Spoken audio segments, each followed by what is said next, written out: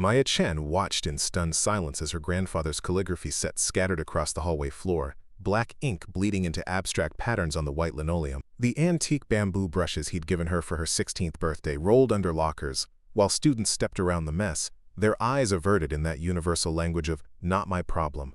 Standing over the wreckage of her desk contents, Tyler Morrison and his crew wore grins that could have powered the entire school district. Before we jump back in, tell us where you're tuning in from, and if this story touches you, make sure you're subscribed, because tomorrow, I've saved something extra special for you. "Oops," Tyler said, his voice dripping with mock concern, as he nudged a broken inkstone with his designer's sneaker.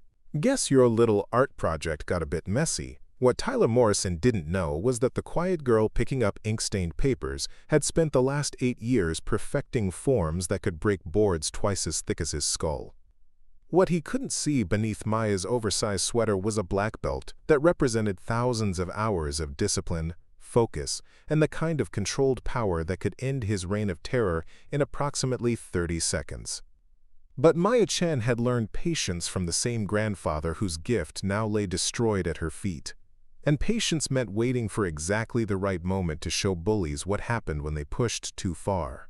In less than 48 hours, Tyler Morrison would be sitting in the principal's office with a split lip and a shattered ego, begging his father's lawyers to make his humiliation disappear. But right now, 16-year-old Maya could only stare at the destruction of something irreplaceable and wonder if her grandfather's teachings about honor and restraint were worth preserving when facing enemies who understood neither. Maya Chen had perfected the art of invisibility long before she enrolled at Westfield High School 3 months ago. At 5'3" with straight black hair that fell like a curtain around her face, she moved through the crowded hallways with the fluid grace of someone who understood that the best defense was often not being noticed at all. Her clothes were deliberately unremarkable: oversized hoodies, dark jeans, worn sneakers that made no sound against the polished floors. To her classmates, she was just another transfer student from across town, probably shy, definitely forgettable. They had no idea that beneath the carefully cultivated persona of Maya Chen, the quiet girl, lived someone who could execute a perfect spinning hook kick or drop an opponent twice her size with a well-placed throw. The black belt hidden in her bedroom closet represented 8 years of training under Master Liu at the Golden Dragon Dojo, 8 years of learning that true strength wasn't about intimidation or dominance, but about protecting those who couldn't protect themselves. Maya's family had moved to Westfield after her father accepted a position as head librarian at the university. The house they'd rented sat in a modest neighborhood of ranch homes and chain-link fences, a stark contrast to the manicured lawns and circular driveways where most of her new classmates lived.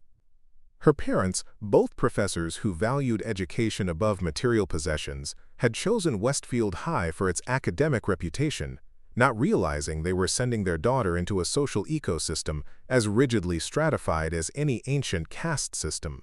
The morning that would change everything started like any other.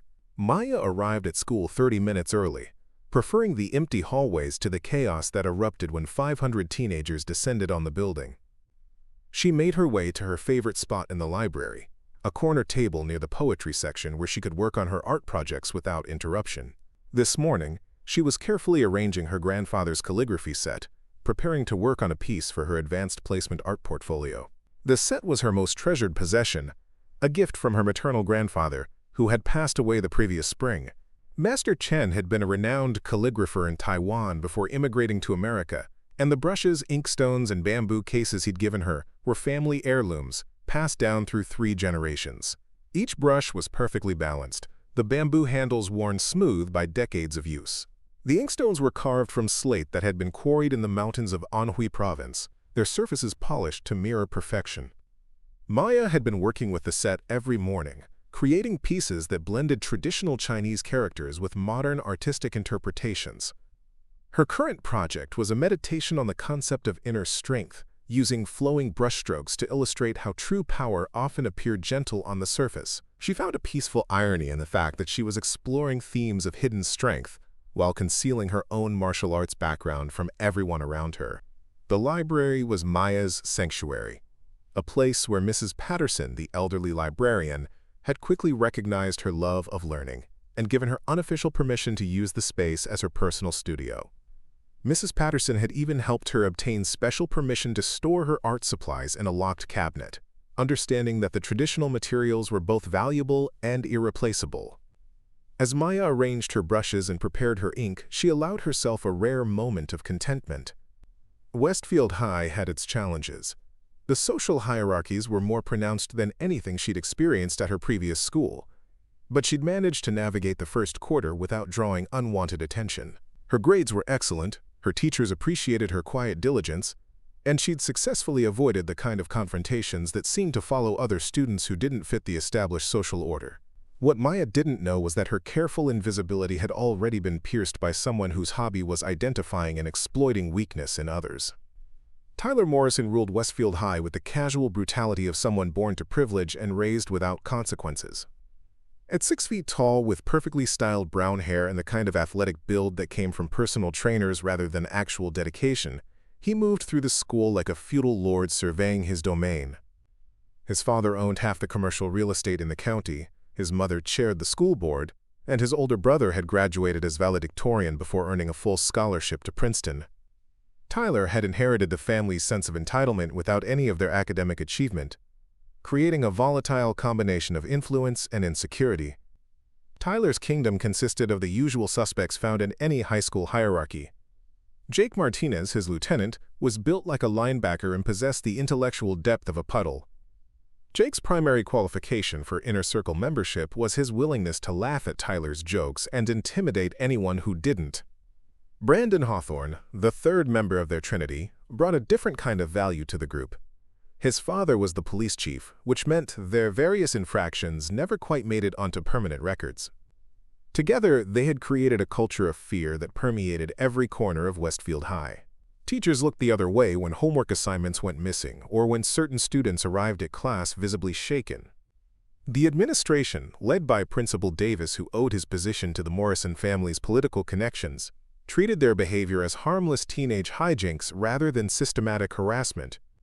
Students learned to either ally themselves with the group's power or make themselves invisible enough to avoid notice. Maya had chosen invisibility, but Tyler Morrison had a particular talent for seeing through camouflage. He'd first noticed her during a history presentation on ancient Chinese warfare. While other students gave cursory reports copied from Wikipedia, Maya had delivered a detailed analysis of Sun Tzu's strategic principles, complete with examples of how these ancient concepts applied to modern conflict resolution. Her knowledge was clearly personal rather than academic, drawing from sources that suggested deeper study than any typical high school student would pursue. Tyler's interest was piqued when he'd tried his usual intimidation tactics on some of Maya's classmates, only to find that she never reacted with the fear he'd come to expect. When he deliberately knocked books out of another student's hands right in front of her, Maya had simply helped gather the scattered papers without any sign of anxiety or submission.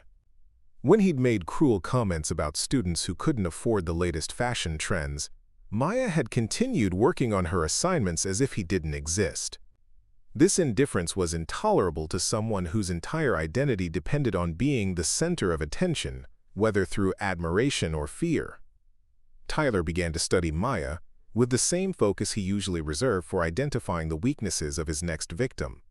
He noticed that she arrived early and stayed late, that she spent most of her free time in the library, that she kept to herself but occasionally helped other students with their work. He observed that she carried herself with an unusual kind of confidence for someone so obviously trying to avoid notice.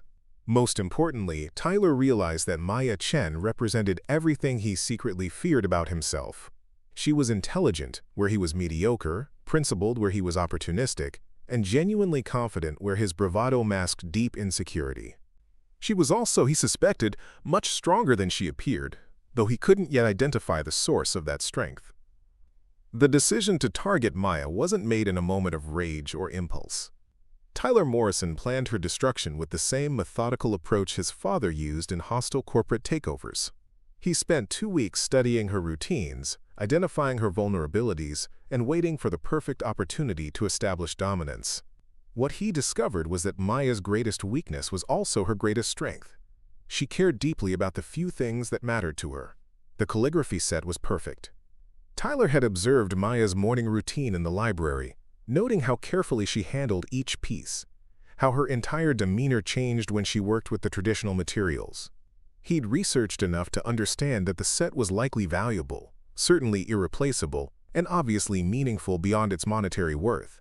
Destroying it would accomplish multiple objectives. It would cause significant emotional damage, demonstrate his power over her sanctuary space, and send a message to anyone else who might be considering resistance to his authority. The morning of the attack, Tyler arrived at school earlier than usual, bringing Jake and Brandon with him to serve as witnesses and backup. They positioned themselves near the library entrance, waiting for Maya to begin her usual routine. Tyler had already identified his target and planned his approach. The destruction would need to appear accidental, at least to any faculty members who might investigate later. More importantly, it needed to happen in a way that would maximize Maya's humiliation while minimizing the risk of serious consequences for himself.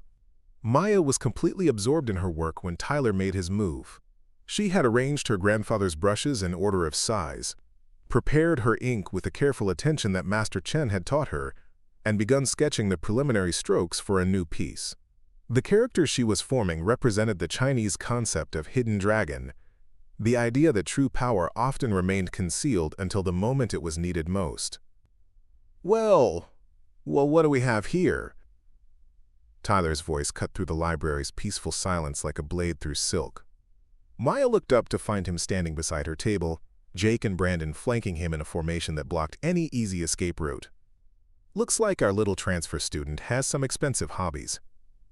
Maya's hand stilled on her brush, every instinct trained by years of martial arts, telling her that she was in immediate danger. She could read Tyler's body language as clearly as if he were telegraphing his intentions in neon letters. The aggressive posture, the predatory smile, the way his friends had positioned themselves to prevent intervention. This wasn't a casual encounter or a simple curiosity. This was a planned attack. "Good morning, Tyler," Maya said quietly, setting down her brush with deliberate care. She made no sudden movements, kept her voice neutral, gave no indication that she recognized the threat he represented. Master Liu had taught her that de-escalation was always the first option, that true martial artists sought to resolve conflicts without violence whenever possible. "Good morning." Tyler's laugh held no humor. "That's it? No explanation for why you're hogging library space that other students might want to use? No appreciation for us taking an interest in your little art project?" He leaned closer, his shadow falling across Maya's work. "You know, I've been watching you, Maya Chen. You walk around this school like you think you're better than everyone else. Preparing and narrating this story took us a lot of time, so if you are enjoying it, subscribe to our channel, it means a lot to us. Now back to the story, like the rules don't apply to you." Jake snickered from his position near the poetry shelves. "Yeah, like she's too good to talk to normal people. Always got her nose in a book or playing with these weird paintbrushes." "They're not paintbrushes," Maya said softly, immediately regretting the correction. Engaging with their ignorance would only escalate the situation, but her grandfather's memory deserved better than having his legacy dismissed as art supplies. "Oh, excuse me," Tyler said with exaggerated formality. "They're special brushes for special people. I bet they cost more than most students' lunch money for a month." He reached toward the table as if to examine one of the brushes more closely, and Maya's body tensed involuntarily. The movement was subtle, barely perceptible to anyone who wasn't trained to recognize defensive postures, but Tyler caught it. His grin widened as he realized he'd found exactly what he was looking for, evidence that Maya Chen wasn't as indifferent to intimidation as she pretended to be. "Nervous?" Tyler asked, his hand still hovering over the brush case. "You don't need to be nervous, Maya. We're just having a friendly conversation about your hobbies. Although I have to wonder why someone who's so quiet in class has so much to say when she's alone with her fancy art supplies."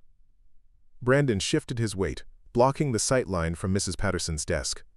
The librarian was busy cataloging returned books, headphones in as she listened to an audiobook, completely unaware of the drama unfolding in the corner of her domain. "Maybe she thinks she's an artist," Brandon said, his voice carrying the particular cruelty that privileged teenagers reserved for anything that required actual effort or skill. "You know how these academic types are, always trying to prove they're more cultured than everyone else." Maya forced herself to remain still, to keep her breathing steady. to give no indication of the calculations running through her mind. 3 opponents. Limited space, innocent bystanders nearby, expensive and irreplaceable materials that could be used as weapons against her, even if she chose not to fight back. The mathematics of confrontation that Master Lu had drilled into her operated on multiple levels: physical positioning, emotional manipulation, strategic thinking that went far beyond simple combat techniques. Tyler's hand descended toward the largest brush, his fingers approaching the bamboo handle with deliberate slowness. This was psychological warfare, designed to force Maya into a reaction that would justify whatever followed. If she pulled away, she'd appear weak and frightened. If she allowed him to handle her grandfather's brushes, she'd be permitting violation of something sacred. If she objected too strongly, she'd provide the excuse he was looking for to escalate the situation into open conflict. "These are really old, aren't they?" Tyler said, his fingertips making contact with the smooth bamboo. Probably some kind of family heirloom. The kind of thing that would be really hard to replace if something happened to it. The threat was unmistakable now, delivered with the casual tone of someone discussing weekend plans rather than destruction of irreplaceable artifacts.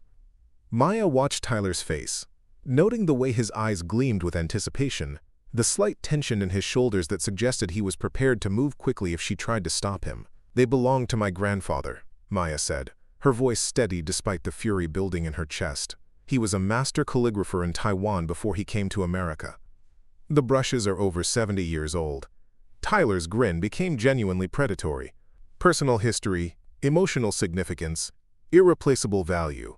Maya had just confirmed that destroying the set would cause maximum damage while giving him exactly the kind of leverage he needed to maintain control. 70 years? Tyler lifted the brush, examining it with theatrical interest. "That's really something. I bet your grandfather spent a lot of time teaching you how to use these properly. All those careful techniques passed down through generations." He twirled the brush between his fingers like a baton, making Maya's stomach clench with anxiety. It would be a real shame if someone who didn't understand their value accidentally damaged them. Jake moved closer, his presence adding physical intimidation to Tyler's psychological pressure. Maybe she should keep family treasures at home instead of bringing them to school where anything could happen. "That's an excellent point, Jake," Tyler said, still manipulating the brush with deliberate carelessness. "Schools can be dangerous places. Kids running around, bumping into things, knocking stuff over. Someone could get hurt. Or their precious belongings could get broken." Maya's training kicked in at a level deeper than conscious thought. Her center of gravity shifted slightly, her weight distributing evenly between both feet. Her hands remained visible and relaxed, but her body prepared itself for movement with the fluid efficiency of years of practice. She was still committed to avoiding violence, but her martial arts background demanded readiness for any possibility. Tyler noticed the change immediately. Maya's posture had shifted from passive to alert, from vulnerable to dangerous, and something in her eyes suggested that his psychological manipulation might not be as effective as he'd assumed. For a moment, uncertainty flickered across his features. Then his pride reasserted itself. Tyler Morrison didn't back down from scholarship students and art nerds, regardless of how confident they pretended to be.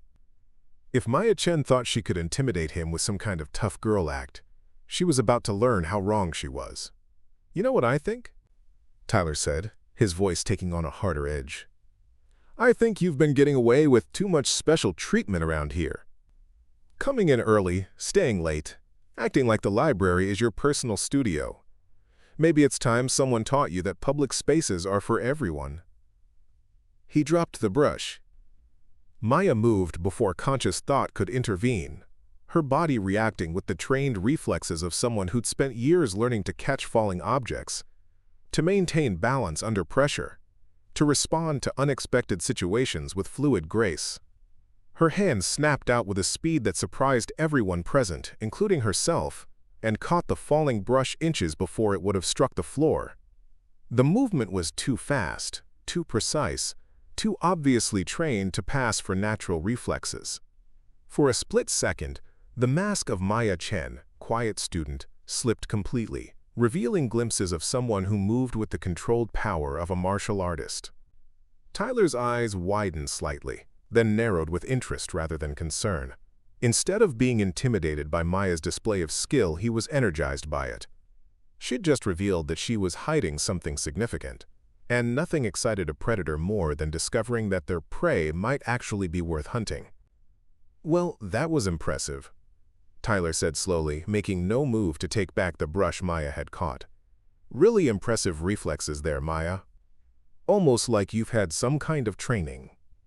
Jake and Brandon exchanged glances, their postures shifting as they recognized that the dynamic had changed. This wasn't going to be the usual intimidation of a helpless victim. Maya Chen was clearly more than she appeared, which meant the situation could develop in ways they hadn't anticipated. Maya stood slowly, the rescued brush still in her hand, her mind racing through options and consequences. She'd revealed too much, shown abilities that she'd worked carefully to keep hidden. There was no way to pretend that her reaction had been normal teenage reflexes. Tyler now knew that she was trained in something that involved speed, precision, and physical coordination. He'd used that knowledge against her, and she'd given him the ammunition to do it. "I should get to class," Maya said quietly, beginning to pack her materials with careful efficiency. Every movement was calculated to appear non-threatening, while keeping her hands occupied and her body positioned for quick response if necessary. "Oh, I don't think so," Tyler said, stepping closer. "I think we need to finish our conversation first. See, I'm curious about what other surprises you might be hiding. A quiet little transfer student who catches falling objects like some kind of ninja? That's the kind of story that needs to be shared with the rest of the school." Brandon laughed nervously. "Come on, Tyler. Maybe we should just..." "Should just what?" Tyler's voice cut through Brandon's attempt at de-escalation. "Let her walk away like nothing happened? Let her keep pretending to be something she's not?"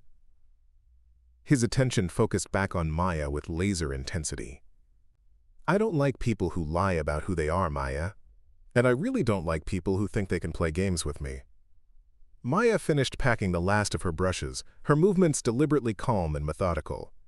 She could feel the situation spiraling toward confrontation, could sense Tyler's need to reassert dominance over something he didn't understand.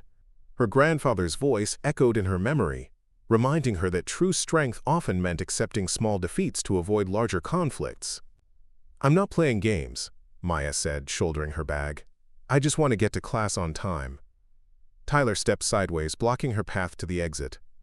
Jake moved to cover the other direction, while Brandon positioned himself to prevent any appeal to Mrs. Patterson.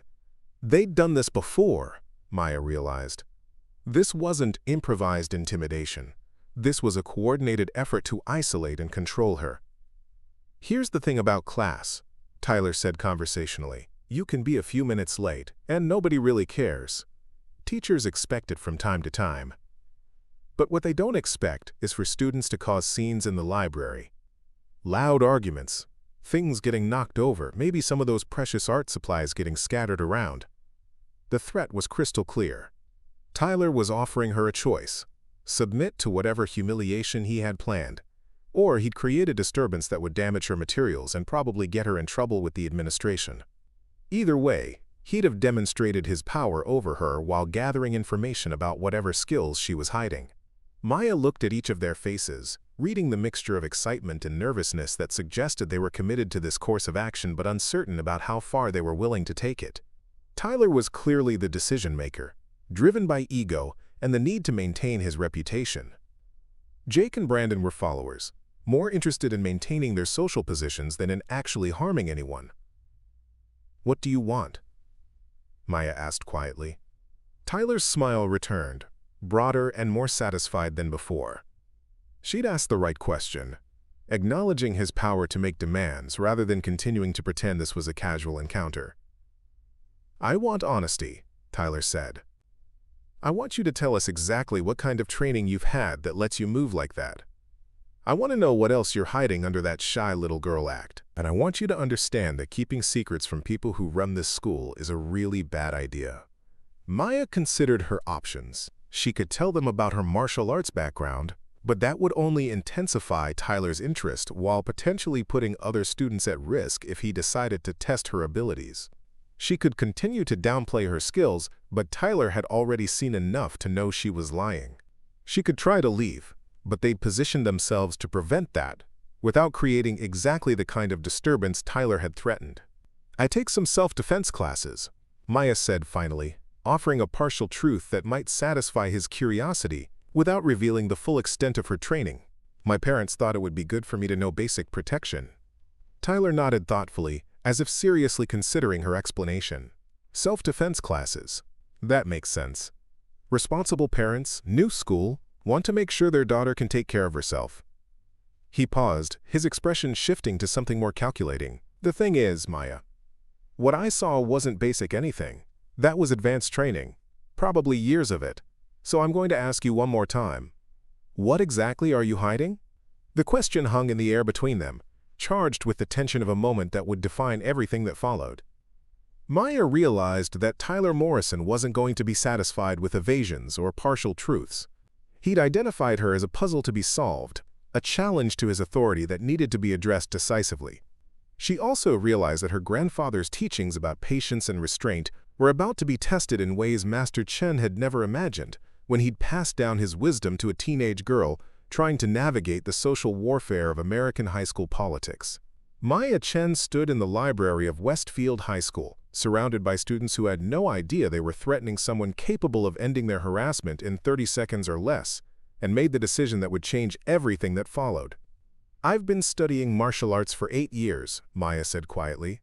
"Taekwondo, some jujitsu, traditional Chinese forms. My grandfather started teaching me when I was 8, and I've been training at Master Liu's dojo since we moved here."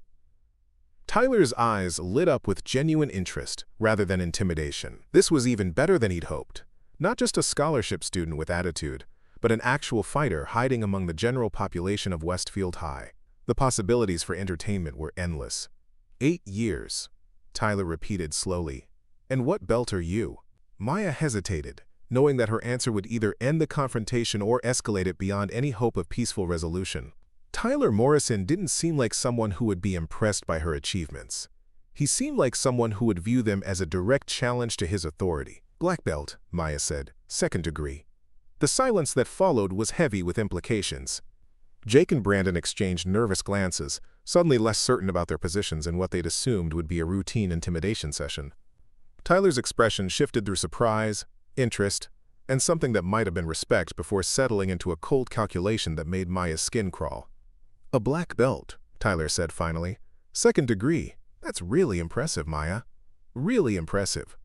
He stepped closer, his voice dropping to a tone that only she could hear. "Which makes me wonder why someone with that kind of training is sitting quietly in libraries instead of standing up for herself. Unless maybe the training isn't as useful as it sounds." Maya felt her temper stir for the first time since the confrontation began. Tyler Morrison was questioning not just her abilities, but the entire foundation of discipline and respect that Master Liu had built her training upon. He was suggesting that 8 years of dedication, thousands of hours of practice, and the wisdom passed down from her grandfather were meaningless because she chose not to use violence as a first resort. "Martial arts isn't about fighting," Maya said, her voice steady but carrying an edge that hadn't been there before. "It's about discipline, respect, and knowing when not to fight."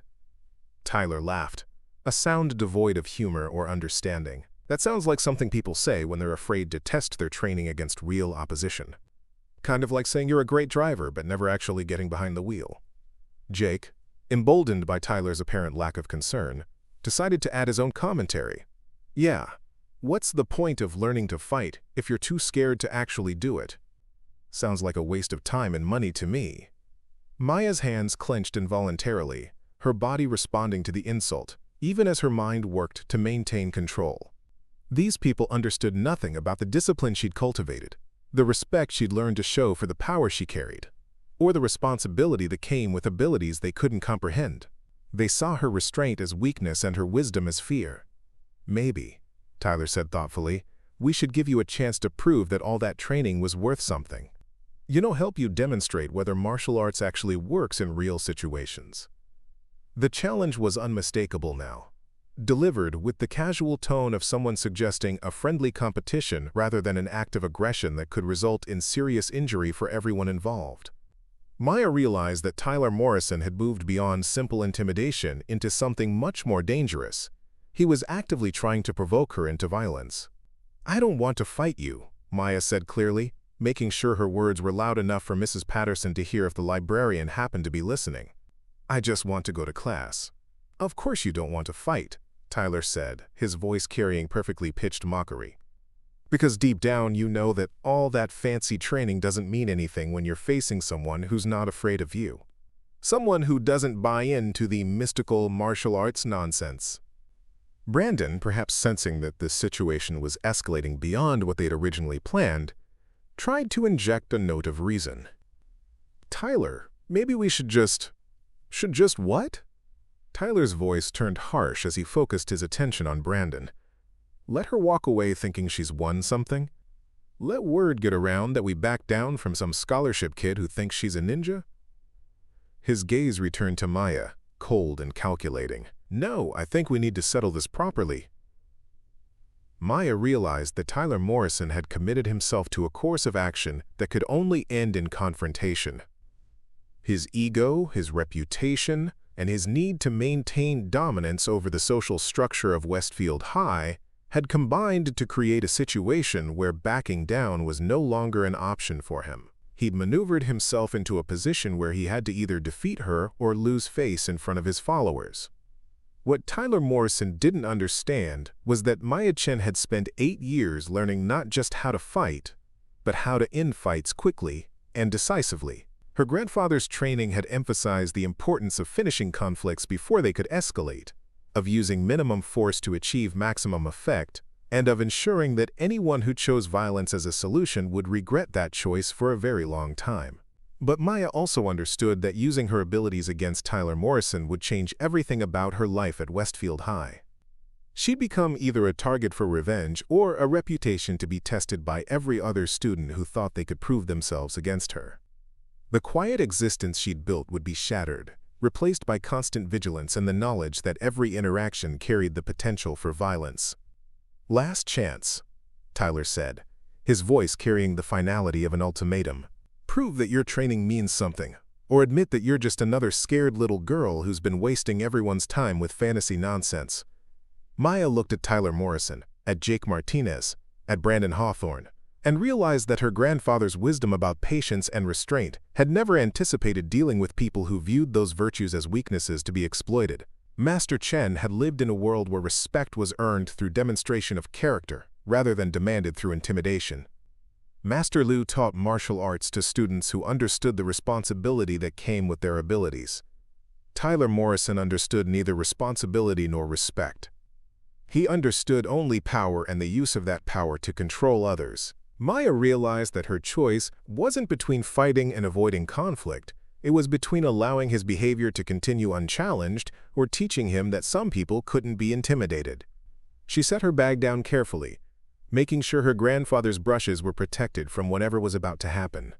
When she straightened, something had changed in her posture, her expression, her entire presence. The mask of Maya Chen, quiet student, had finally slipped completely away. "You want to see what 8 years of training looks like?" Maya asked, her voice calm but carrying an undertone that made Jake take an involuntary step backward. "You want to test whether martial arts works in real situations?" Tyler nodded eagerly, completely missing the warning signs that someone with actual combat experience would have recognized immediately. Maya's stance had shifted to something that looked casual but provided perfect balance and multiple options for attack or defense. Her hands were relaxed, but positioned for instant response. Her breathing had changed to the controlled rhythm that martial artists use to maximize power and endurance. "Here's your demonstration," Maya said quietly. And then she moved. The fight lasted exactly 18 seconds. Tyler Morrison, who had spent his entire life believing that size and aggression were the primary factors in physical confrontation, discovered that 8 years of disciplined training created advantages he couldn't comprehend. Maya's first movement, a simple step forward that brought her inside his reach, completely neutralized his height advantage while positioning her for techniques that Tyler had no defense against. Her initial strike wasn't designed to cause serious injury, just to establish the vast difference in their skill levels. A quick jab to his solar plexus left Tyler gasping and doubled over, unable to understand how someone so much smaller had hit him so hard that His entire body seemed to stop functioning properly. Jake's attempt to help his friend lasted approximately 3 seconds. Maya's spinning back kick caught him in the stomach with enough force to lift him off his feet and send him crashing into the poetry shelves, where he slid to the floor among scattered volumes of Emily Dickinson and Robert Frost. Brandon never actually engaged. The speed and precision with which Maya had neutralized 2 opponents larger than herself convinced him that discretion was definitely the better part of valor. He backed away with his hands raised, making it clear that he wanted no part of whatever was happening. Tyler, still struggling to breathe properly, looked up to find Maya standing over him with an expression of calm professionalism that was somehow more terrifying than any display of anger would have been. She wasn't breathing hard, wasn't disheveled, wasn't showing any signs that she'd just been in a physical confrontation. She looked like someone who'd completed a routine training exercise rather than someone who'd just defeated 2 opponents simultaneously. Martial arts, Maya said quietly, is about knowing exactly how much force is necessary to achieve your objective. What just happened used approximately 5% of what I'm capable of. She knelt down so that Tyler could see her face clearly. Would you like a demonstration of 10%? Tyler Morrison, who had never in his life encountered someone who could back up their confidence with actual ability, shook his head frantically. The easy dominance he'd expected had been reversed so completely that he couldn't process what had happened. One moment he'd been in control of the situation, and the next he was on the floor gasping for air while the quiet girl stood over him like some kind of avenging angel. Good choice, Maya said, standing and brushing imaginary dust from her jeans. Now, here's how this is going to work. You're going to leave me alone. You're going to leave my belongings alone. You're going to stop intimidating other students who can't defend themselves the way I can. And if you even think about trying to get revenge for what just happened here, I'll demonstrate exactly why 8 years of training is something you should respect rather than mock. She gathered her bag, checking to make sure her grandfather's brushes had survived the encounter undamaged. They had, protected by the careful packing she'd learned to do automatically whenever she transported valuable materials. Oh, and Tyler? Maya paused at the library entrance, looking back at the 3 boys who were still processing their complete and humiliating defeat. The next time you want to test someone's abilities, you might want to make sure you understand what you're testing first, assuming there is a next time. Maya Chen walked out of the library and into the hallway, where the first bell was ringing and students were beginning to arrive for the regular school day. Behind her, Tyler Morrison slowly pulled himself to his feet, his face burning with humiliation, and his mind already working to process what had just happened to his carefully constructed image of dominance. What Tyler Morrison didn't yet realize was that his confrontation with Maya Chen was just the beginning of a much larger story, one that would transform not just his own understanding of power and respect, but the entire social dynamic of Westfield High School. Maya had spent 3 months carefully building a reputation as someone who could be overlooked and ignored. In 18 seconds, she'd shattered that reputation completely. The quiet girl who'd perfected the art of invisibility was about to discover that sometimes the most important battles are the ones you never wanted to fight. News of the library incident spread through Westfield High with the velocity of wildfire in drought season. By second period, whispered conversations in every classroom centered on the same impossible story. Maya Chen, the quiet transfer student who barely spoke above a whisper, had single-handedly defeated Tyler Morrison and Jake Martinez in what witnesses were already calling the fastest fight in school history. The details grew more elaborate with each retelling, transforming 18 seconds of precise martial arts into an epic battle that had supposedly lasted several minutes and involved flying kicks that defied gravity. Jessica Wong, who'd been shelving books in the adjacent section, became an overnight celebrity as the primary eyewitness to what she described as, quote, like watching a movie, except it was real, and Tyler Morrison got his butt handed to him by someone half his size. Her account, delivered with breathless excitement to anyone willing to listen, focused particularly on the moment when Jake Martinez had been launched backward into the poetry section with what she swore was a single kick. Mrs. Patterson, who had missed the actual confrontation due to her noise-canceling headphones, found herself fielding questions from administrators who wanted to understand how a physical altercation had occurred in her library without her knowledge. Her bewildered responses only added to the mystery surrounding Maya Chen, as she could only confirm that the quiet girl had been working peacefully on her art projects, and that Tyler Morrison's group had no legitimate reason to be in the library during first period. Principal Davis received 3 different versions of the story before lunch, each more dramatic than the last. The official incident report filed by Brandon Hawthorne claimed that Maya had attacked Tyler and Jake without provocation, using what Brandon described as, quote, dangerous martial arts weapons, to assault students who had simply been trying to engage in friendly conversation. Tyler's version, delivered through his father's attorney rather than in person, painted Maya as an unstable transfer student who had brought weapons to school and used them to threaten other students. Jake Martinez, sporting a bruised rib and wounded pride, offered the most accurate account of what had actually occurred, though he framed it as Maya using, quote, unfair advantages against students who had no way to defend themselves against her excessive training. His testimony inadvertently confirmed that Maya possessed significant martial arts skills while attempting to portray those skills as somehow illegitimate in the context of a high school confrontation. The story that emerged from these various accounts was a confused mixture of fact and fiction, but certain elements remained consistent across all versions. Maya Chen was not the helpless scholarship student she appeared to be. Tyler Morrison's reign of intimidation had suffered its first serious challenge, and the social dynamics that had governed Westfield High for years were suddenly in question. Maya herself became aware of her newfound notoriety during chemistry class, when conversation stopped mid-sentence as she entered the room and every pair of eyes tracked her movement to her assigned seat. The attention was everything she'd worked to avoid, transforming her from invisible observer to the center of speculation and gossip.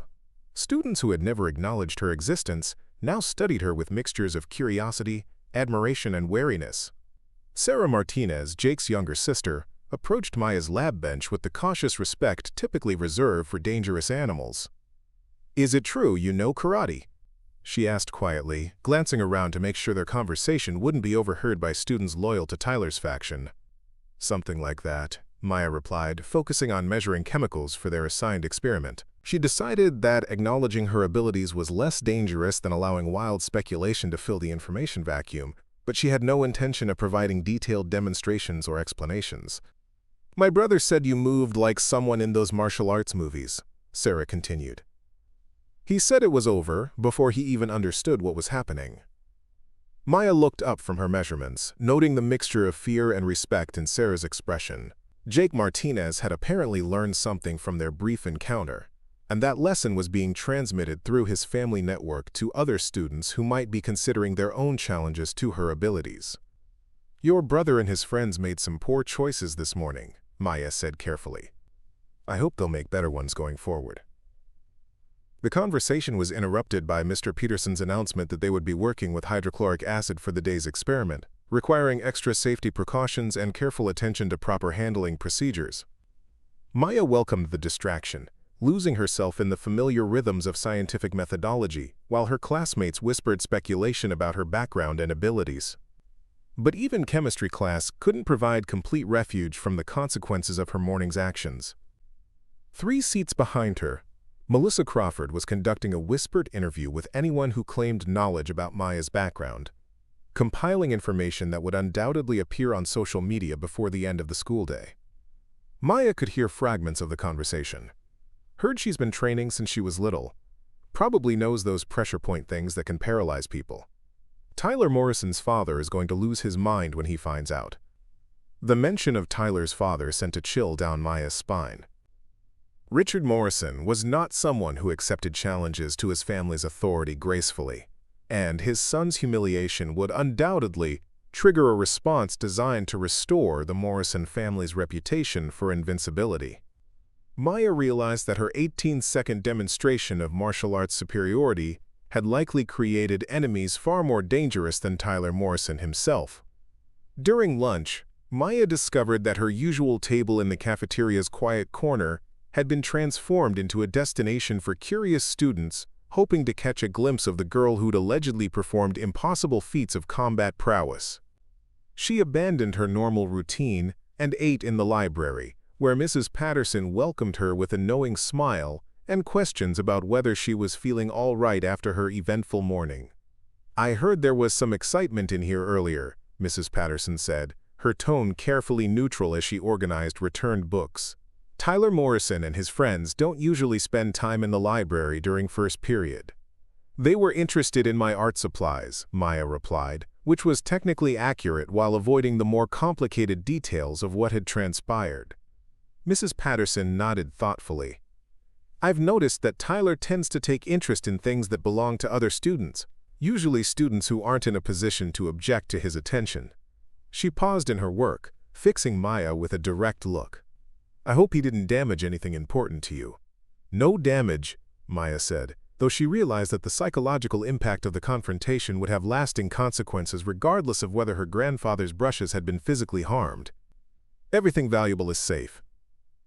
Good, Mrs. Patterson said with satisfaction.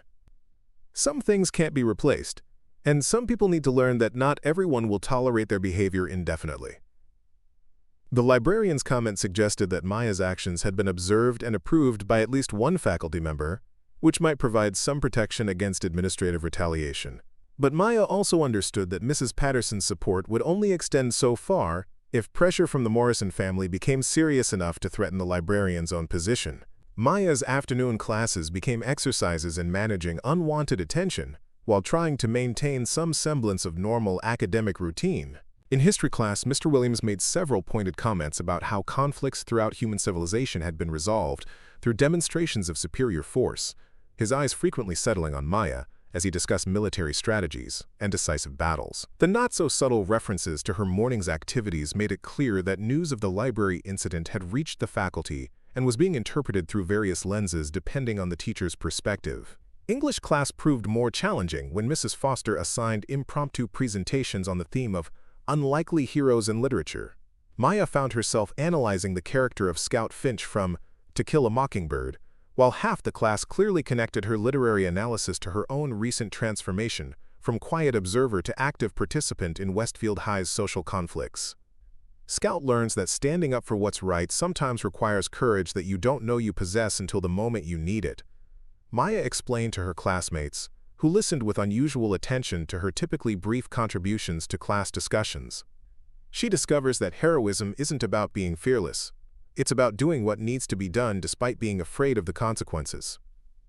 The parallel to her own situation was obvious enough that several students exchanged meaningful glances, but Maya pressed forward with her analysis, determined to treat the assignment as academic exercise rather than personal confession.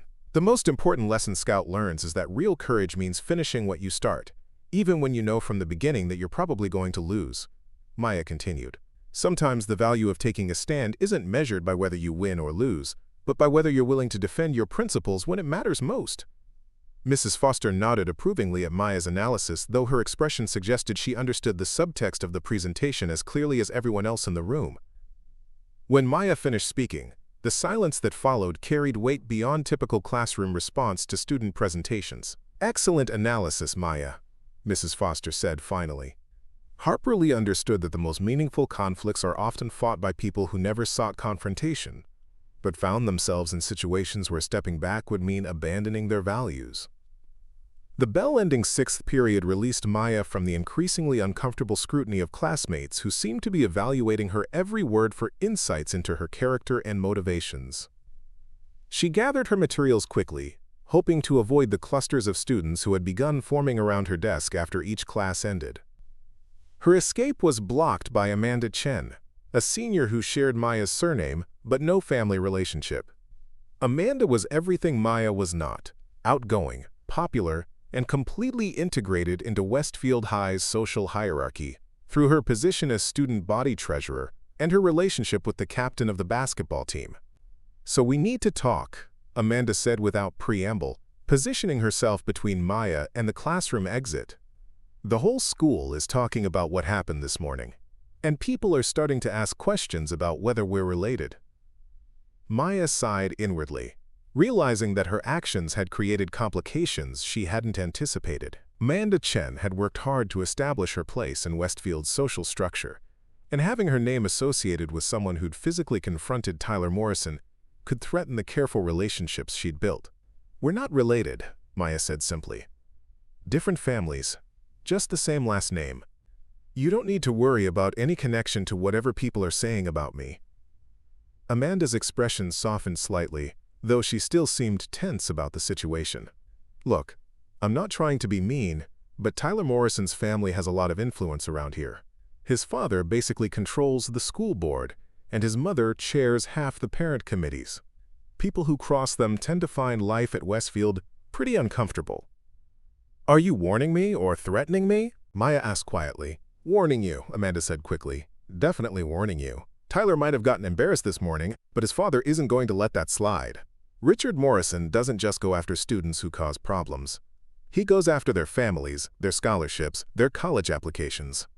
He makes people disappear from this school like they never existed." Maya absorbed this information while considering her limited options. She'd known that confronting Tyler would have consequences, but Amanda's warning suggested that those consequences might extend far beyond simple social retaliation or attempts at revenge from Tyler himself. "What do you think I should do?" Maya asked, genuinely curious about Amanda's perspective on navigating Westfield's political landscape. "Apologize," Amanda said immediately. "Publicly. Make it clear that you overreacted to whatever Tyler said, that you're sorry for any misunderstanding, and that you have nothing but respect for the Morrison family's contributions to the school community." Maya stared at Amanda for several seconds, processing the suggestion that she should humiliate herself to preserve the social order that protected bullies like Tyler Morrison. The idea of apologizing for defending herself against intimidation and threats struck her as fundamentally wrong, a betrayal of everything her grandfather and Master Liu had taught her about dignity and self-respect. "That's not going to happen," Maya said quietly. Amanda's eyes widened with alarm. "Maya, you don't understand what you're dealing with. This isn't about pride or being right. This is about survival. Richard Morrison has destroyed people for a lot less than what happened to his son this morning. Then he'll try to destroy me," Maya replied with a calmness that surprised them both. "But I'm not apologizing for defending myself against bullies, and I'm not going to pretend that what Tyler did was acceptable just to avoid making his father angry." Amanda shook her head in frustration. "You're making a huge mistake. Tyler might be an idiot, but his family isn't. They know how to play games that you can't even see, let alone win." "Maybe," Maya acknowledged, "but some games aren't worth playing." The conversation ended with Amanda walking away, clearly frustrated by Maya's refusal to accept what she viewed as practical advice for surviving at Westfield High. Maya understood Amanda's position. She'd invested years in building relationships and maintaining the careful balance required to succeed in their school's political environment. Maya's confrontation with Tyler threatened that stability for everyone who'd learned to work within the existing system. But Maya also understood that systems based on intimidation and abuse only functioned when good people chose compliance over resistance. Her grandfather had lived through wars where decent people faced impossible choices between survival and principle, and his stories had always emphasized that some compromises were too expensive to accept, regardless of the consequences. Maya's final class of the day was AP Physics, where she typically found refuge in mathematical concepts that existed independent of social politics and personal drama. But even Mr. Bradley's enthusiastic lecture about momentum and force couldn't completely distract her from the awareness that every conversation around her seemed to include references to the morning's events. During the lab portion of class, Maya found herself partnered with David Kim, a quiet junior who'd never spoken to her beyond the minimal interaction required for academic cooperation. David had always struck her as someone who, like herself, preferred to avoid drawing attention or becoming involved in the social dramas that consumed many of their classmates. "Is it true?" David asked quietly as they set up their experiment on collision dynamics. "About this morning, I mean. Everyone's saying you took down Tyler Morrison and Jake Martinez at the same time." Maya considered her response while adjusting their equipment. David seemed genuinely curious rather than seeking gossip material, and his question carried none of the sensationalism that had characterized most of the day's conversations about her confrontation with Tyler's group. "Tyler and his friends decided to intimidate me," Maya said carefully. "I decided not to be intimidated. It didn't last very long." David nodded thoughtfully. "Tyler tried to shake me down for lunch money last month. Took my calculator and said he'd give it back when I learned to contribute to the school community, the way other students did." He paused in his work, looking directly at Maya. I bought him lunch for 2 weeks before he got bored and moved on to someone else." The quiet admission revealed more about David's experience at Westfield than Maya had learned from months of casual observation. She'd seen Tyler's casual cruelty but hadn't fully understood how systematically he'd been exploiting students who couldn't defend themselves. "That shouldn't have happened to you," Maya said. "Nobody should have to pay tribute to bullies just to attend school peacefully." "No," David agreed. "But that's how it works here. The Morrisons and their friends do whatever they want, and the rest of us figure out how to avoid getting noticed." He attached a sensor to their collision apparatus, his movements precise despite the emotional weight of their conversation. At least, that's how it worked until this morning. Maya realized that David was articulating something she'd been reluctant to acknowledge. Her confrontation with Tyler had changed more than just her own situation at Westfield High. Students who'd accepted systematic intimidation as an unavoidable aspect of their educational experience were beginning to consider the possibility that resistance might be feasible. "What's going to happen now?" David asked. "I mean, Tyler's family isn't going to just let this go. And if they come after you, what happens to the rest of us who've been hoping someone would finally stand up to them?" The question carried implications that made Maya's stomach tighten with anxiety. She'd acted to defend herself and her grandfather's memory, but David was suggesting that other students had interpreted her actions as the beginning of some kind of rebellion against the established social order. The responsibility of living up to that interpretation felt overwhelming. "I don't know what's going to happen," Maya admitted. "I just know that I couldn't let Tyler destroy something irreplaceable because he thought intimidating me would be entertaining." David completed the final adjustments to their experiment, then looked at Maya with an expression that mixed hope with apprehension. Maybe not knowing what happens next is better than knowing that nothing ever changes. Their physics experiment proceeded smoothly, measuring the transfer of momentum between colliding objects with the precision that Mr. Bradley demanded from his AP students. But Maya found herself thinking about momentum in context that extended far beyond their laboratory setup. Actions created reactions, forces generated consequences, and the energy she'd unleashed that morning was still transferring through Westfield High's social system in ways she couldn't predict or control. The final bell of the day released students into the afternoon sunshine, but Maya's relief at completing her classes was tempered by awareness that leaving school grounds didn't mean escaping the consequences of her morning's actions. If Amanda Chen's warnings about Richard Morrison were accurate, the real challenges would begin when Tyler's father decided how to respond to his son's humiliation. Maya gathered her belongings and headed toward the student parking lot, where her father would be waiting to drive her home. She'd deliberately avoided using the school bus system since transferring to Westfield, preferring the privacy of family transportation to the social dynamics that governed seating arrangements and conversation topics during the 20-minute ride to her neighborhood. Her path was blocked by a cluster of students near the main entrance, their conversations stopping abruptly as she approached. Maya recognized most of them as members of Tyler's extended social circle, not close enough to be considered inner circle, but loyal enough to serve as information gatherers and message carriers when the situation required. "There she is," announced Kevin Walsh, a sophomore whose primary qualification for association with Tyler's group was his willingness to repeat gossip and create drama. "The ninja girl who thinks she's some kind of action hero." Maya continued walking, hoping to avoid engagement with students who clearly wanted to provoke a reaction that could be reported back to Tyler. But Kevin positioned himself directly in her path, forcing her to either push past him or acknowledge his presence.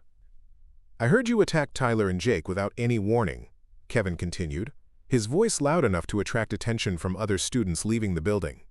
"Just went crazy and started hitting people for no reason." "That's not what happened," Maya said quietly, recognizing that Kevin was attempting to create a public confrontation that would either force her to defend her actions or make her appear guilty through silence. "Then what did happen?" Kevin demanded. "Because Tyler's saying you brought weapons to school and threatened to kill him if he didn't leave you alone." Maya realized that Tyler's faction was already working to reshape the narrative surrounding their confrontation, transforming her defensive actions into unprovoked aggression and her martial arts training into evidence of dangerous instability. The strategy was clever. By portraying himself as the victim of an unstable transfer student, Tyler could potentially avoid accountability for his own behavior while painting Maya as a threat to school safety. Tyler Morrison and his friends tried to intimidate me in the library this morning, Maya said clearly, making sure her words carried to the growing crowd of students who'd stopped to listen. When intimidation didn't work, they threatened to destroy property that belonged to my family. I defended myself using appropriate force. Kevin's expression suggested he hadn't expected Maya to provide a coherent defense of her actions. His strategy had apparently depended on her either remaining silent or becoming flustered enough to say something that could be used against her. Appropriate force? Kevin repeated, latching on to the phrase as if it proved something significant. You put Jake Martinez in the hospital. Jake Martinez is not in the hospital, Maya replied calmly. He's probably at home nursing a bruised ego and some sore ribs, but he wasn't seriously injured. The crowd of listening students had grown larger, creating a circle around Maya and Kevin that began to resemble the preliminary stages of a formal confrontation. Maya realized that Kevin Walsh was either acting on orders from Tyler's group or hoping to earn status by provoking another demonstration of her abilities. Maybe we should test whether you're as tough as everyone's saying, Kevin suggested, his voice carrying the false bravado of someone trying to convince himself as much as his audience. See if you can handle someone who's ready for your little kung fu tricks. Maya looked at Kevin Walsh, 5'8", maybe 150 pounds, no evidence of athletic training or combat experience, and felt something that might have been pity. Tyler Morrison had apparently decided that the best response to his own humiliation was to send expendable followers to provoke Maya into additional confrontations that would support his narrative of her as an unstable aggressor. I don't want to fight you, Kevin, Maya said quietly. You should walk away while you still can. Kevin's face flushed with embarrassment at the suggestion that he needed Maya's permission to avoid conflict. The listening crowd included several girls he'd been trying to impress for months, and backing down from a challenge he'd initiated himself would destroy whatever social standing he'd managed to achieve. I'm not walking away from anything, Kevin declared, taking a step closer to Maya. Especially not from some scholarship freak who thinks she can intimidate people just because she got lucky against Tyler. Maya sighed inwardly, recognizing that Kevin Walsh had committed himself to a course of action that could only end badly for him. She'd offered him an opportunity to preserve his dignity and avoid physical confrontation, but his need to maintain face in front of his peers had overridden any consideration of practical consequences. Kevin, Maya said, her voice carrying the patient tone that Master Liu used when explaining concepts to students who were about to make serious mistakes. Tyler Morrison is 6 feet tall, probably outweighs me by 60 pounds, and has been in fights before. Jake Martinez is even bigger and plays football. If you think you're going to succeed where they failed, you might want to reconsider your strategy. Kevin's response was to throw a wild punch that telegraphed his intentions so clearly that Maya had time to consider 3 different defensive options before choosing the one that would minimize his embarrassment while demonstrating the futility of his attack. She moved slightly to her left, allowing Kevin's punch to miss completely while his momentum carried him forward into empty space. A gentle push at exactly the right moment sent him stumbling past her and into the arms of his own friends, who caught him before he could fall face first onto the concrete steps. The entire sequence lasted less than 2 seconds and involved no actual violence on Maya's part, but the effect on the watching crowd was immediate and decisive.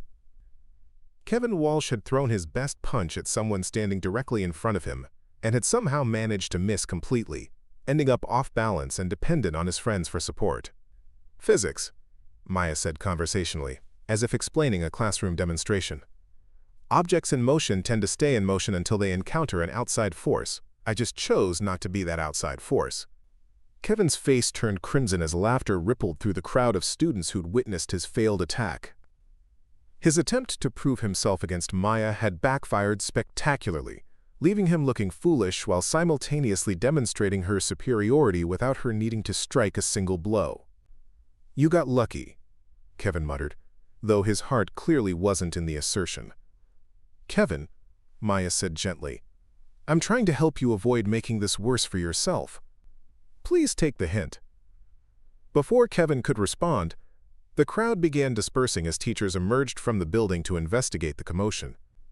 Maya used the distraction to extract herself from the situation, walking quickly toward the parking lot where her father's car waited. Behind her, she could hear Kevin's friends offering consolation that sounded more like mockery. "Don't worry, man, nobody expected you to actually land a punch, and at least you tried, which is more than most people would do." Maya slid into the passenger seat of her father's Honda Civic, grateful for the quiet sanctuary of family space after a day that had transformed her from anonymous student to the center of Westfield High's social drama. "How was school?" her father asked, the routine question carrying no indication that he was aware of the morning's events or their afternoon aftermath. "Interesting," Maya replied, which was accurate without being specific enough to trigger a conversation she wasn't ready to have. Professor Chen nodded absently, his attention focused on navigating the congested parking lot where teenage drivers demonstrated varying levels of competence behind the wheels of vehicles that cost more than his annual salary. Maya watched her classmates climbing into BMWs and Mercedes, heading home to houses that probably contained more square footage than her family's entire neighborhood.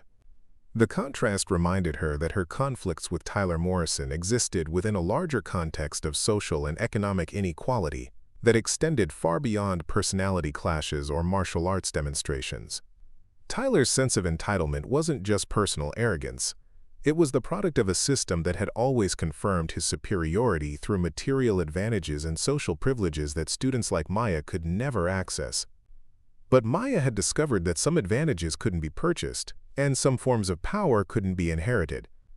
8 years of martial arts training had given her abilities that Tyler Morrison's money couldn't buy, and skills that his family's influence couldn't replicate. For the first time since transferring to Westfield High, Maya Chen felt like she might have resources to match against the institutional advantages that protected students like Tyler from facing consequences for their actions. The feeling was both exhilarating and terrifying, carrying the promise of genuine equality alongside the certainty that using her abilities would invite retaliation from people who viewed any challenge to their authority as a threat that needed to be eliminated.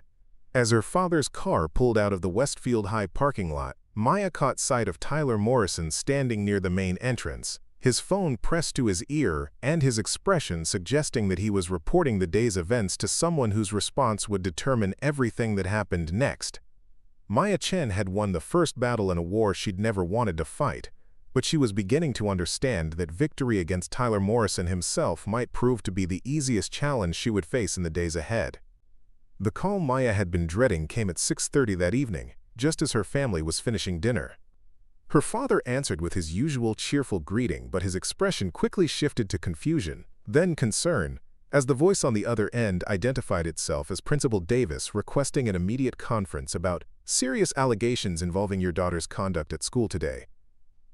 Maya's mother set down her chopsticks, her instincts as a professor alerting her to the gravity of whatever situation was unfolding. Professor Chen listened to the principal's summary of events, his responses growing shorter and more measured as the conversation progressed. When he finally hung up, the silence in their modest dining room felt heavy with unspoken questions. "Maya," her father said quietly, "Principal Davis says there was an incident at school today involving you and several other students.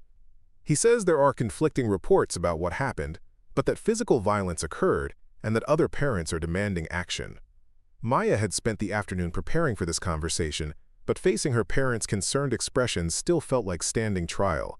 She'd never had to explain violence to people who'd raised her to believe that conflict should be resolved through discussion, education, and mutual understanding. "Tyler Morrison and his friends cornered me in the library this morning," Maya began, choosing her words carefully. "They were threatening to destroy grandfather's calligraphy set unless I agreed to be humiliated publicly. When Tyler picked up one of the brushes and threatened to break it, I defended myself." Her mother's sharp intake of breath indicated that she understood immediately why Maya had felt compelled to act. The calligraphy set represented more than material value.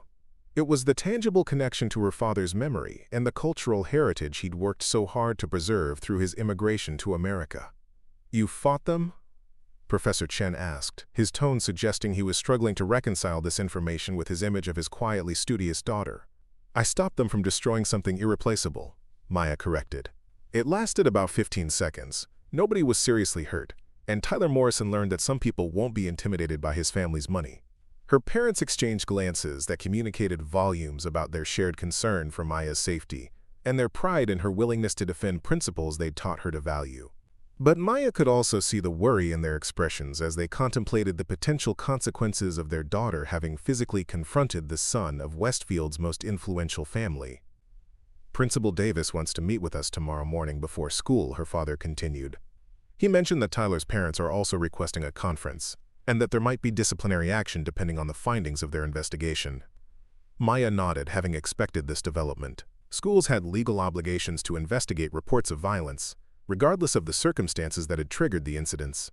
The challenge would be ensuring that the investigation focused on Tyler's behavior rather than simply treating the physical confrontation as an isolated event without context. "There's something else you should know," Maya said, recognizing that her parents needed to understand the full scope of what they were facing. "Tyler Morrison isn't just a bully. He's part of a larger pattern of students whose families use money and influence to avoid consequences for serious misconduct. Other kids have been intimidated into silence for months, maybe years." Her mother leaned forward, her expression shifting into the focused attention that had made her a respected researcher in her field. "What kind of misconduct?" Maya described the systematic intimidation she'd witnessed, the stories David Kim had shared about being extorted for lunch money, and the culture of fear that pervaded interactions between scholarship students and their wealthier classmates. She explained how Tyler's group operated with impunity because their parents' positions on school boards and in local government created protective barriers around their children's behavior. "This isn't about one fight," Maya concluded. "This is about whether schools should protect bullies who have rich parents or students who can't afford to transfer somewhere else when harassment becomes unbearable." Professor Chen rubbed his temples, processing the implications of Maya's explanation. As an academic, he understood institutional politics and the ways that informal power structures could supersede official policies.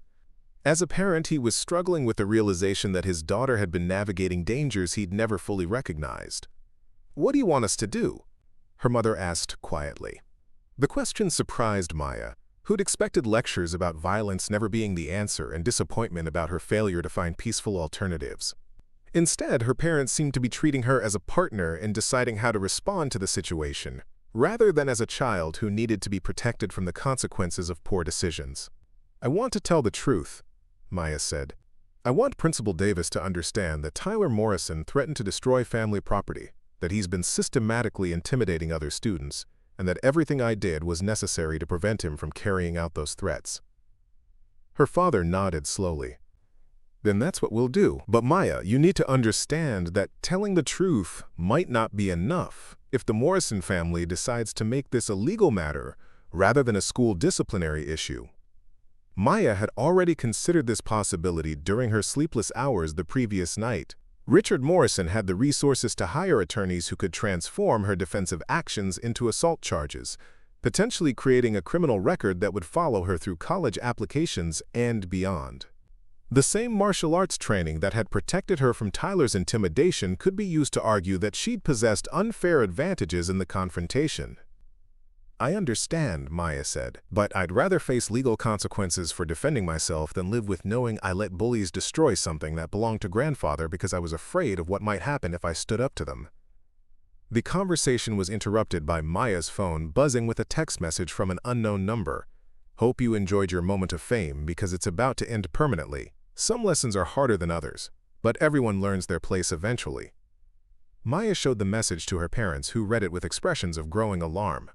The threat was vague enough to avoid explicit legal consequences, while being specific enough to create genuine fear about Maya's safety. "We're calling the police," her mother said immediately, reaching for her own phone.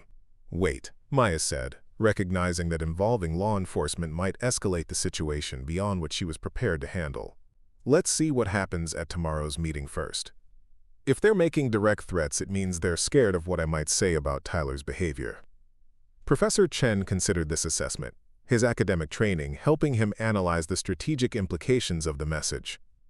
"You think they're trying to intimidate you into staying quiet about what really happened?" "I think they're realizing that their usual methods of making problems disappear might not work with someone who's willing to fight back," Maya replied. "The question is whether we're going to let them succeed." The family spent the remainder of the evening preparing for the next day's conference, reviewing Maya's account of events and discussing strategies for presenting her side of the story effectively. Her parents' support provided strength Maya hadn't realized she would need, transforming what had felt like an isolated confrontation into a family commitment to defending principles that mattered more than social convenience.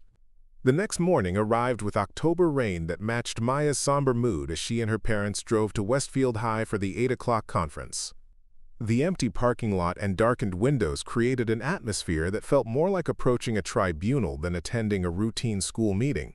Principal Davis met them at the main entrance, his professional smile failing to disguise the tension that surrounded the morning's proceedings. He escorted them to the conference room where Tyler Morrison sat between his parents, his appearance carefully crafted to suggest vulnerability rather than the arrogant confidence Maya remembered from their library confrontation. Richard Morrison rose as Maya's family entered, extending his hand to Professor Chen with the calculated charm of someone accustomed to using social grace as a weapon. "Dr. Chen, I presume?" "I'm Richard Morrison.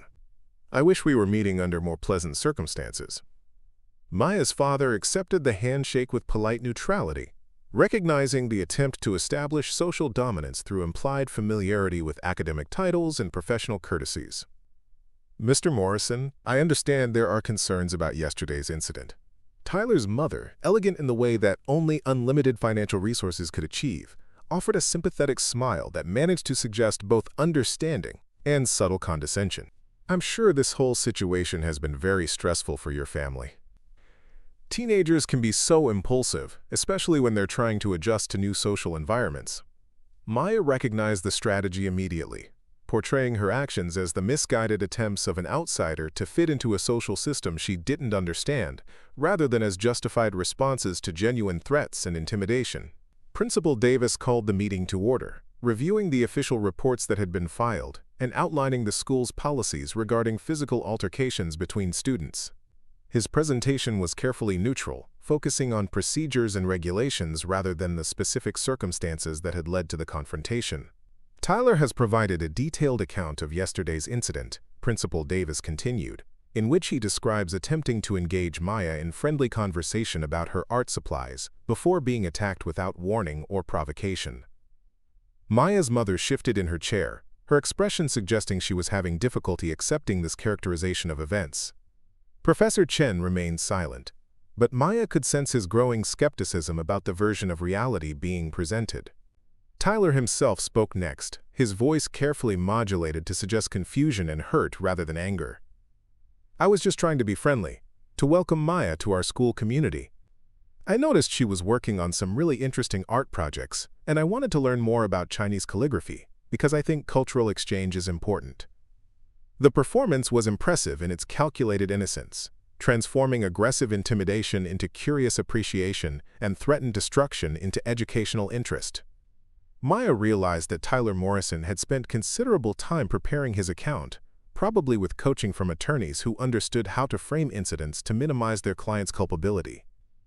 "When I asked if I could look at one of her brushes more closely," Tyler continued, "Maya became extremely agitated and aggressive. She started making threats about what would happen if I touched her belongings, and when I tried to explain that I meant no harm, she attacked me with martial arts techniques that could have caused serious injury."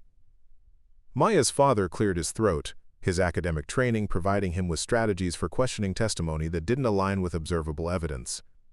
"Tyler, can you explain why you were in the library during first period? My understanding is that you don't typically spend time there during the school day." Tyler's confident expression flickered slightly, suggesting that he hadn't anticipated having his presence in Maya's sanctuary questioned as potentially suspicious. "I often visit the library for research projects and quiet study time. It's a valuable resource that all students should utilize." "I see," Professor Chen replied with the patient tone he used when students offered explanations that contradicted documented facts. "And were you working on a specific research project yesterday morning?" The question created exactly the kind of factual inquiry that made fabricated accounts difficult to maintain. Tyler's hesitation suggested he hadn't prepared responses for detailed examination of his supposed academic purposes. Richard Morrison intervened before his son could respond, his voice carrying the authority of someone accustomed to controlling conversations. "I think we're getting distracted from the main issue here, which is that your daughter physically assaulted my son using trained fighting techniques. The specific location where this occurred is less important than the fact that violence was initiated by someone with clear advantages in combat capability." Maya recognized that her opportunity to present her version of events was approaching, and that Tyler's family had already established their strategy of focusing on the physical confrontation while avoiding discussion of the circumstances that had triggered it. "Maya," Principal Davis said, "would you like to share your account of what happened yesterday morning?" Maya stood slowly, her martial arts training helping her project calm confidence despite the hostile audience she was addressing. "Tyler Morrison and his friends Jake Martinez and Brandon Hawthorne cornered me in the library while I was working with my grandfather's calligraphy set. These brushes and inkstones are family heirlooms that belong to my grandfather, who was a master calligrapher in Taiwan before immigrating to America." She paused, making eye contact with each adult in the room to ensure they understood the significance of what she was describing. "Tyler threatened to destroy these irreplaceable items unless I agreed to be humiliated publicly. When I refused, he picked up one of my grandfather's brushes and began handling it carelessly, making it clear that he intended to damage or break it." Maya's mother reached into her purse and withdrew a photograph of Master Chen working with the same calligraphy set, the image capturing both the artistic beauty of the tools and their obvious cultural significance. "This was taken at Maya's birthday party last year, 2 months before my father passed away. These brushes represent the last tangible connection to his memory and our family's artistic heritage." The photograph created a moment of silence in the conference room, forcing everyone present to confront the emotional weight of what Tyler had threatened to destroy. Maya could see Principal Davis processing this information, his expression suggesting genuine concern about the implications of the incident. "I defended my grandfather's memory and my family's heritage using appropriate force," Maya continued. "Tyler and Jake were both larger and stronger than me, but they had no training in how to handle physical confrontation responsibly. I used exactly enough force to stop their aggressive behavior without causing permanent injury." Richard Morrison leaned forward, his professional demeanor beginning to show cracks under the pressure of Maya's compelling testimony. "Young lady, you're describing assault with deadly weapons, your hands and feet, which you've trained to be dangerous. The fact that you showed restraint doesn't change the legal reality of what occurred." Maya's father stood, his academic authority providing him with the confidence to challenge Morrison's legal interpretation. "Mr. Morrison, I believe the legal reality includes the fact that your son and his friends attempted to destroy valuable property while threatening and intimidating my daughter. Any force she used was clearly defensive in nature. The exchange revealed the fundamental conflict at the heart of the situation. Tyler's family wanted to treat Maya's defensive actions as unprovoked aggression, while Maya's family insisted on including the threatening behavior that had necessitated those actions." Principal Davis attempted to regain control of the meeting. "Perhaps we should focus on finding a resolution that addresses everyone's concerns while ensuring this type of incident doesn't occur again." Tyler's mother smiled with calculated sympathy.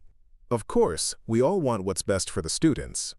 Perhaps Maya would benefit from anger management counseling, and we could arrange for Tyler to attend cultural sensitivity workshops to help him better appreciate the significance of traditional art forms." Maya realized that the proposed resolution was designed to create the appearance of mutual responsibility while fundamentally accepting Tyler's version of events. Anger management counseling would suggest that her actions had been emotionally driven rather than strategically defensive, while cultural sensitivity workshops would frame Tyler's behavior as innocent ignorance rather than deliberate intimidation. "I don't need anger management," Maya said clearly.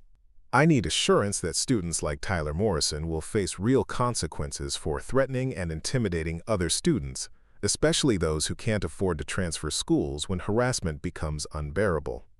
The statement shifted the conversation from individual incident resolution to systemic issues that Principal Davis was clearly reluctant to address. Maya could see him calculating the political implications of acknowledging that wealthy students receive different treatment than their less privileged classmates.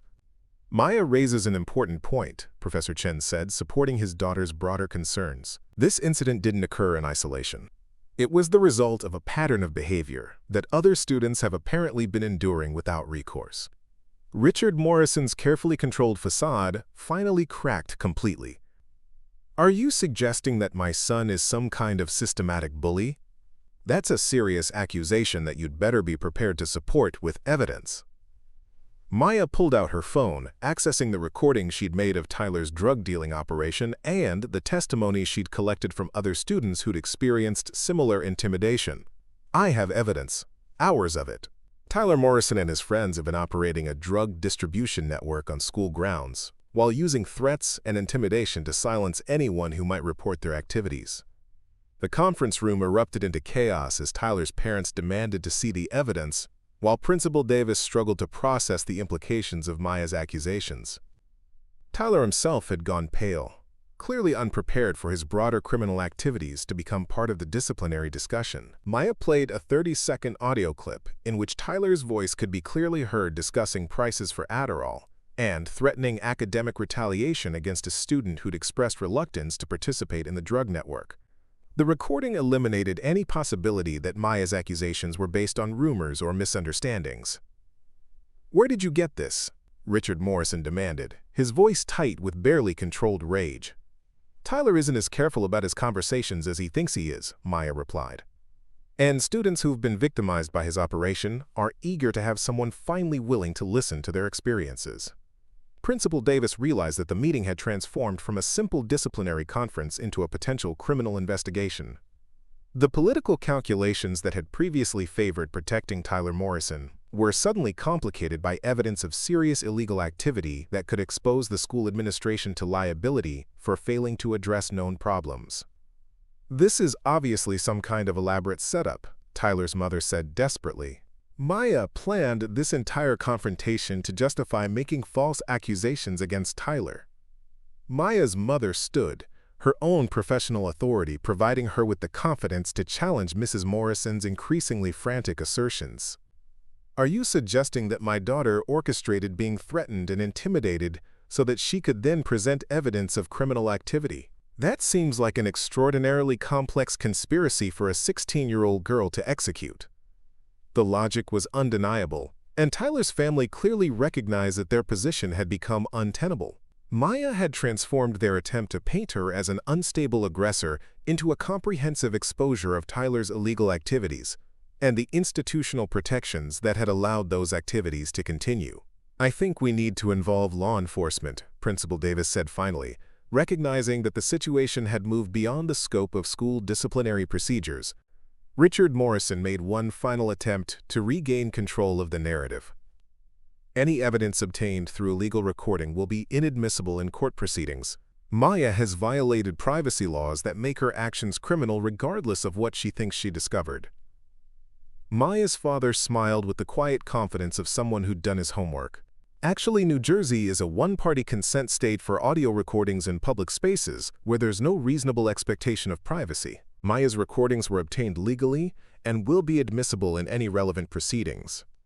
The meeting concluded with Principal Davis suspending Tyler Morrison pending a full investigation into the drug allegations, while Maya received no disciplinary action beyond a formal reminder about the school's policies regarding physical altercations.